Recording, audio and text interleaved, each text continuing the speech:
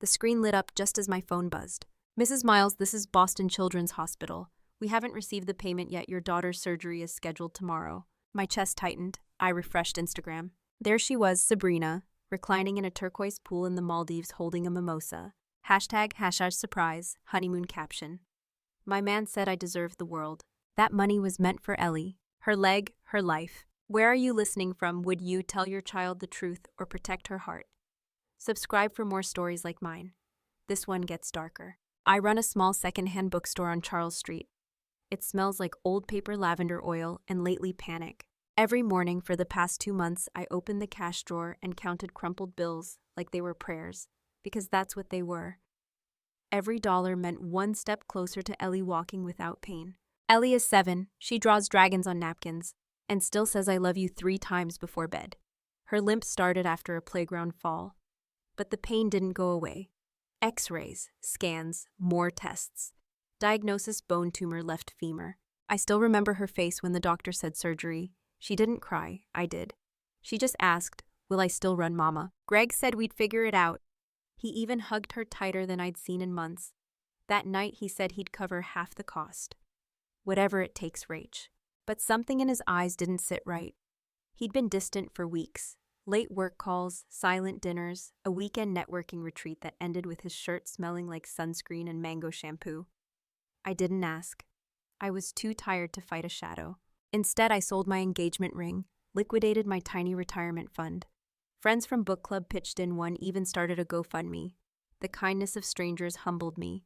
The silence from Greg haunted me. Still, I clung to hope. The day we hit the target amount, I cried over the sink.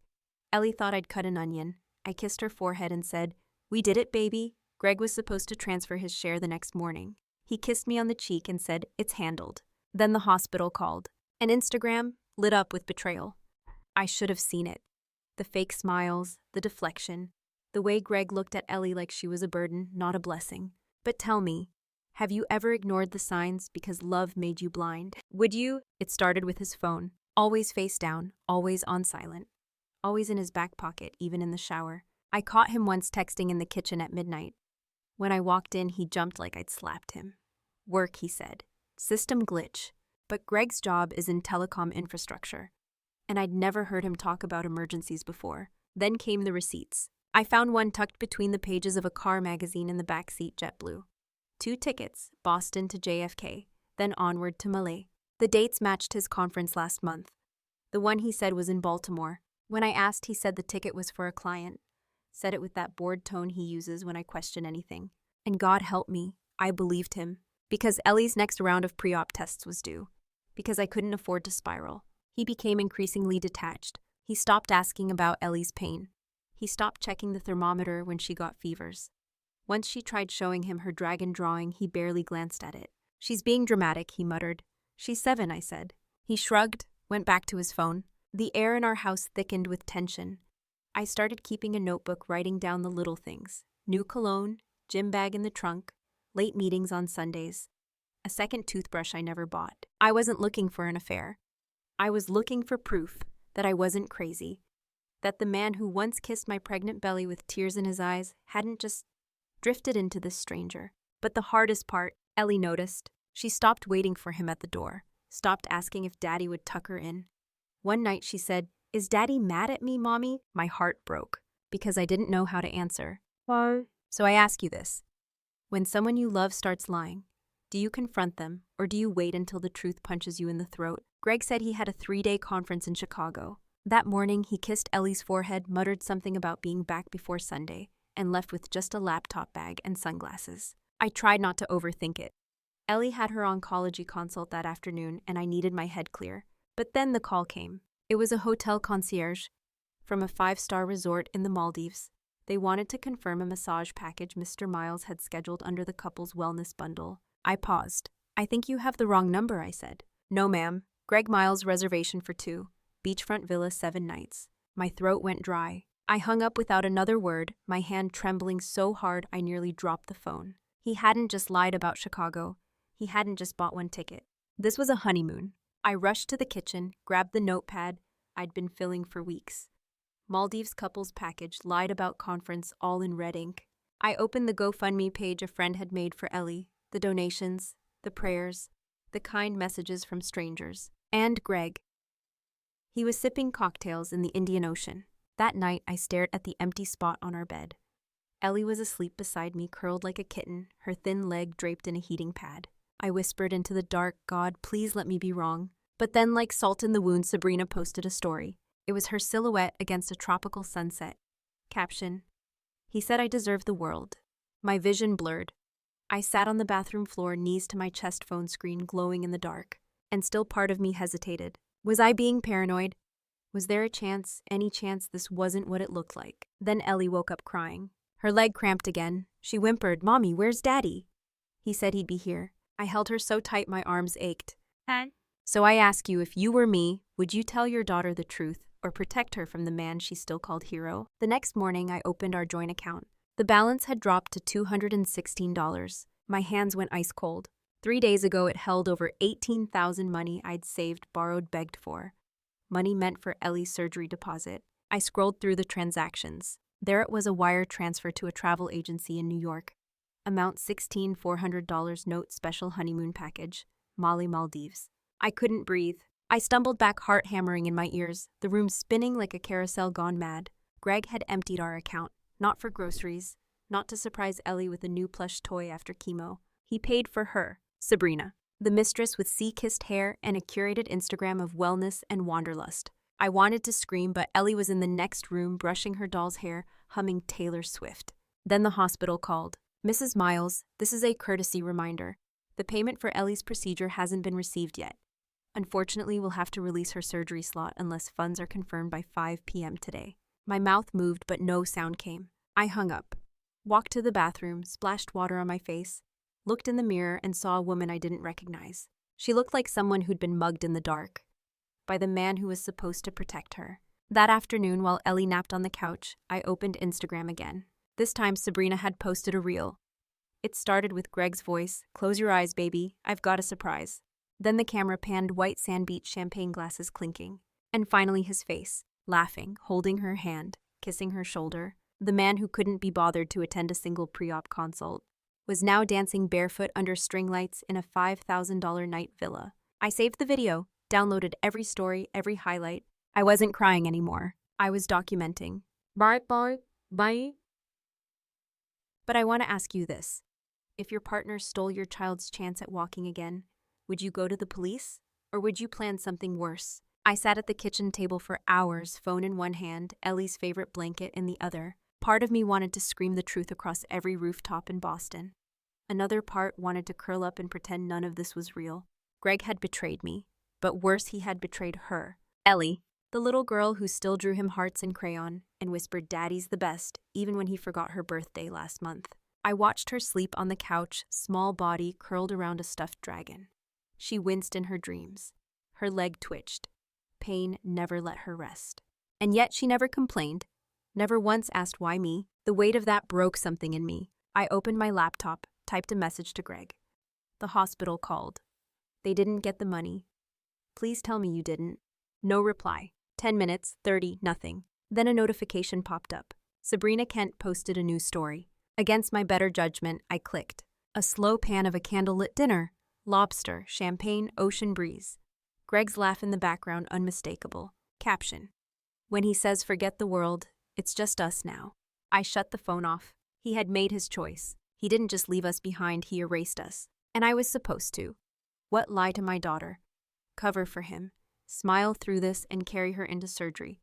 With blood money stolen by love and lust. No, I wasn't just a mother anymore. I was a line in the sand. The woman who'd swallowed too many excuses. Too many nights alone, too many lies wrapped in, "I'm doing this for us." I picked up Ellie's insurance file. I packed it in a folder with every printout, screenshot, and receipt I'd gathered. I looked at the clock. 3 hours left to save the surgery slot, and one chance to expose the man who traded his daughter's legs for another woman's tan lines. Would you protect your child's innocence, or teach her what betrayal looks like before the world does? I held Ellie's baby photo in my hand. The one where she's wrapped in a striped hospital blanket, eyes barely open, fist curled around Greg's finger. He cried that day, said he'd protect her with his life. I almost laugh thinking about it now. The same hands that once cradled her head in the NICU had just signed away her chance to run jump dance. All for a vacation with a woman who didn't even know how Ellie laughed in her sleep. I stepped outside onto our tiny balcony. The air in Boston was sharp, soaked in sea salt and late spring wind. I let it sting my face. I thought about all the nights I'd stayed up researching surgeries, side effects, fundraising pages. How I'd memorized the names of bone tumors dosages, even the janitor at the oncology wing. How I'd become mother nurse soldier alone. And he toasted his mistress with imported champagne. I knew what I had to do. I would get the money, no matter what it cost me. I'd pawn my grandmother's necklace, take out a loan even if the interest would drown me later. But I wouldn't lie to my daughter. I wouldn't let her believe her father still wore the word dad with pride. Not after this. So I opened my notebook, started a list, print screenshots, email hospital, call HR at Greg's job, find Sabrina's brand partners. If Greg wanted this buried, he picked the wrong woman to betray.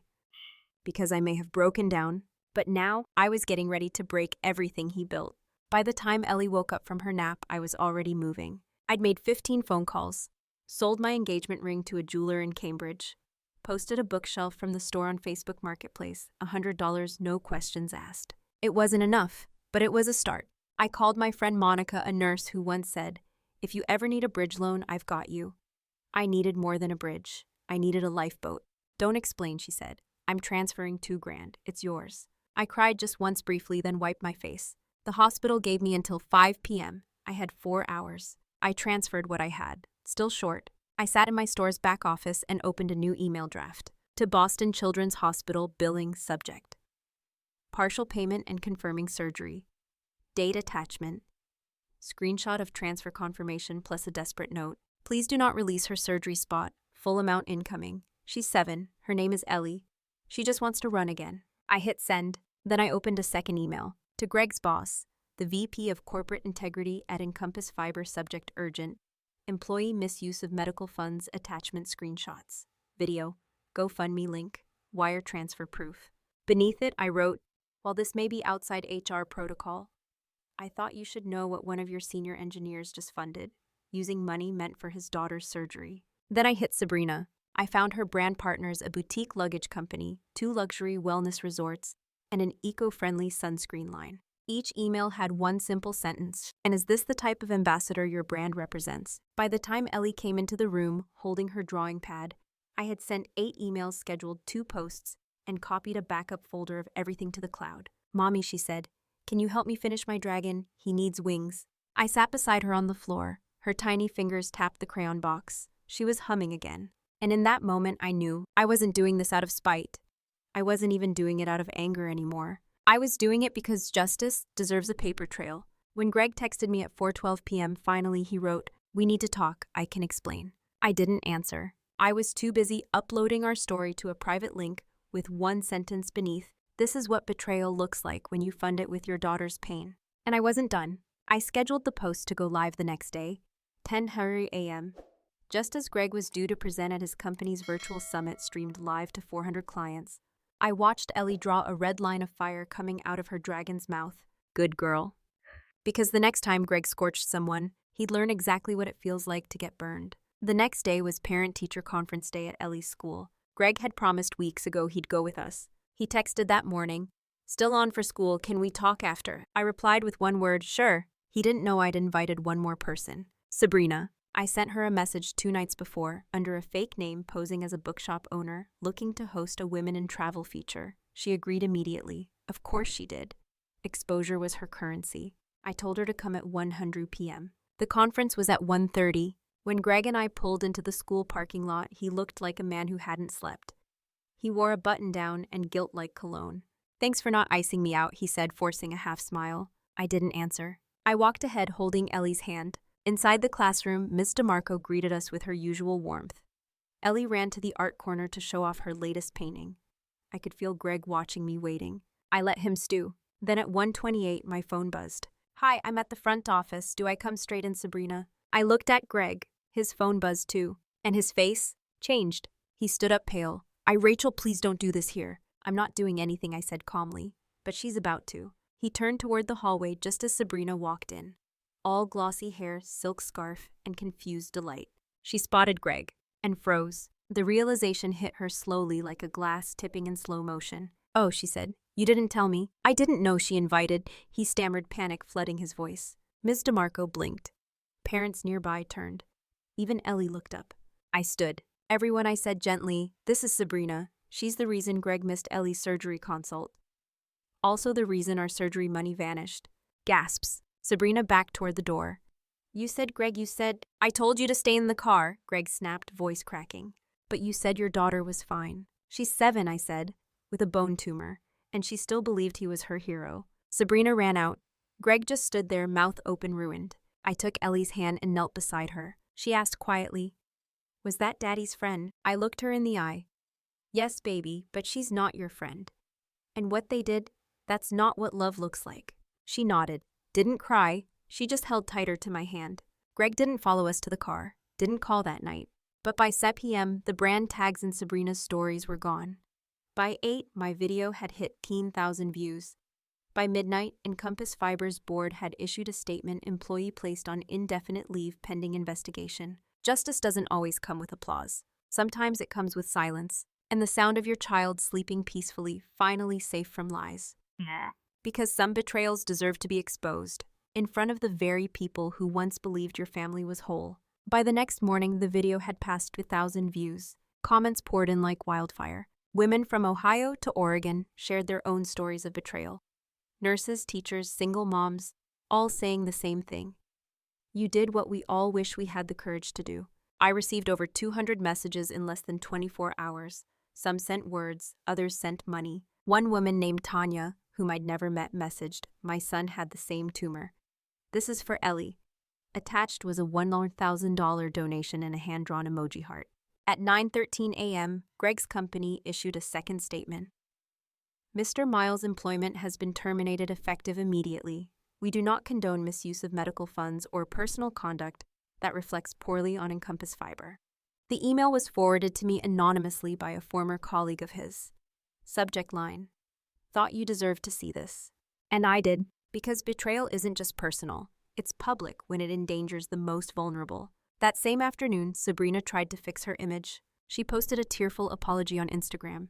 Her voice shook as she dabbed fake tears with a tissue that matched her nails. She claimed she didn't know the whole story and was misled. One comment read, "You posted a reel with her husband.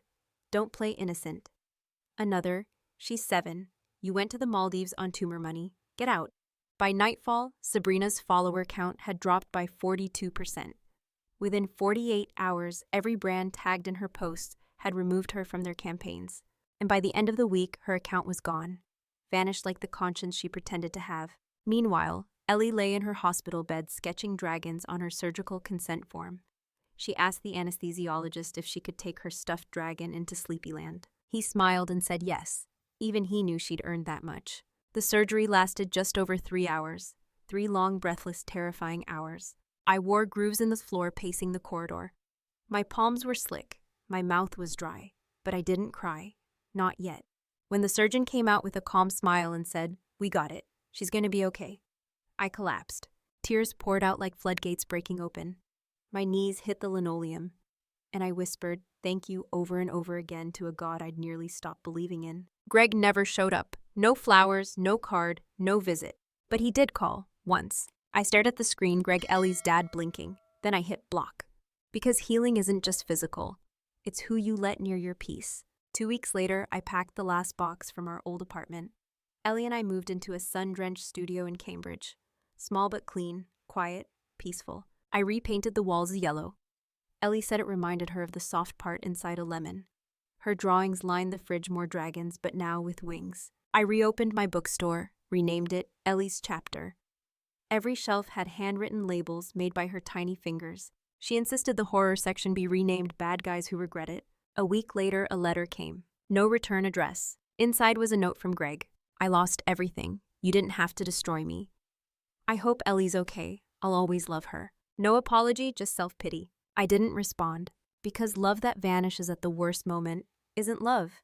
It's convenience in costume. I left the note under the sink beside a used dish sponge, exactly where it belonged. One Sunday, Ellie and I went for a walk along the Charles River. She was still limping, but lighter, like something had lifted. She picked up a stick and held it high like a sword.